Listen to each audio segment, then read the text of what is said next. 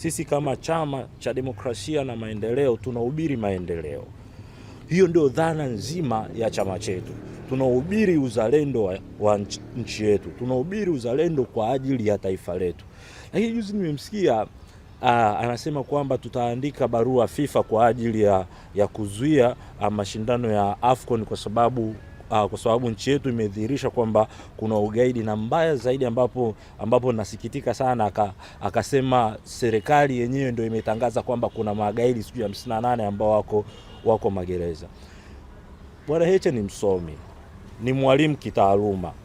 Sasa unaposema kwamba kuna magaidi, ina maana kwamba tayari mahakama imeshatoa hukumu. Anashindwa kutofautisha kati ya mtuhumiwa na mhukumiwa. Hawa ni watu wawili tofauti.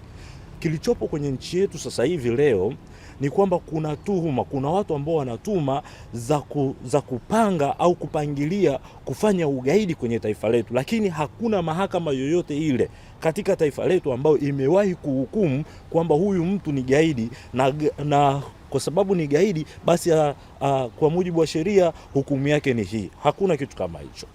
Kwa kilichopo leo tunaongelea tuhuma zilizopo kwenye mahakama. Tunaongelea tuhuma ambazo bado ziko mahakamani.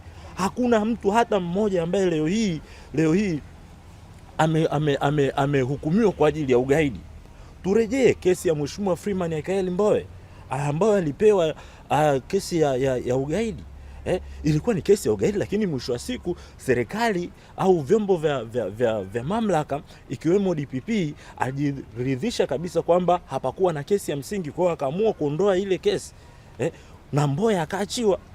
Leo tuna watu ambao wako magereza, wako mahabusu kwa ajili ya hizi tuhuma za ugaidi.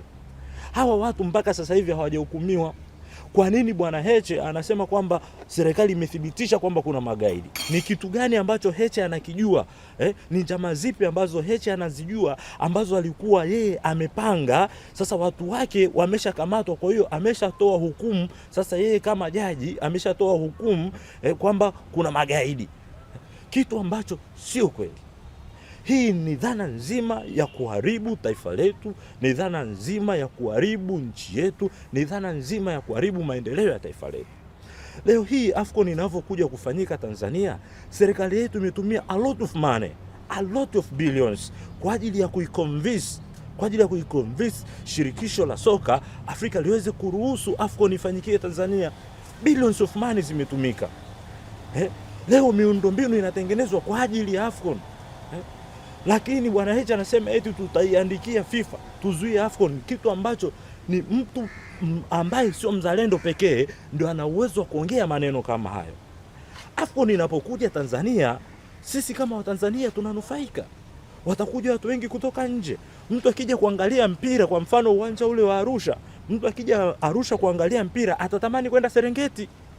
Huyu mtu atatamani kuingia Ngorongoro. Huyu mtu atatamani kupanda mlima Kilimanjaro. Hata ishia tu kuja kuangalia. Akienda huko ni fedha hizo ambazo tunaingiza. Hawa watu akija, mahoteli yetu yatapata wateja. Mahoteli yetu watu watalala. Ni kipato hicho ambacho kinaenda kutengenezwa. Hawa watu watakula, kuna wengine watashuka kula mpaka huku kwa mama ntilie ili wajue utamaduni wetu, ili wajifunze uhalisia wetu. Wataenda mpaka huku kwa mama ntilie. Mama ntilie nao watafanya kazi. Mama mboga mboga watafanya kazi. Lakini sasa mtu ambaye sio mzalendo ndo anaweza akatoka akasema kwamba AFCON isifanyikie Tanzania, au anaweza kushawishi kwamba AFCON isifanyikie Tanzania, wakati sisi kama Chadema tunahubiri maendeleo.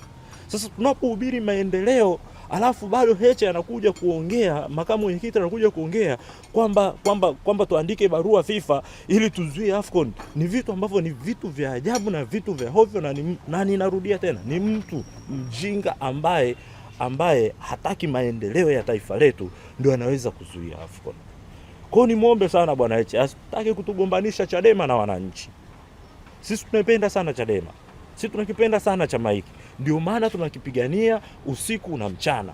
Ndio maana tunapambana kuhakikisha kwamba chama hiki kinaendelea kusimama katika misingi yake ile ambayo tulikuwa tumeitengeneza. Ndio maana tunaendelea kupambana kuhakikisha kwamba chama hiki kinarudi kwenye ule mfumo ambao ni mfumo mzuri, mfumo ambao ni kwa ajili ya kuleta maendeleo ya nchi yetu.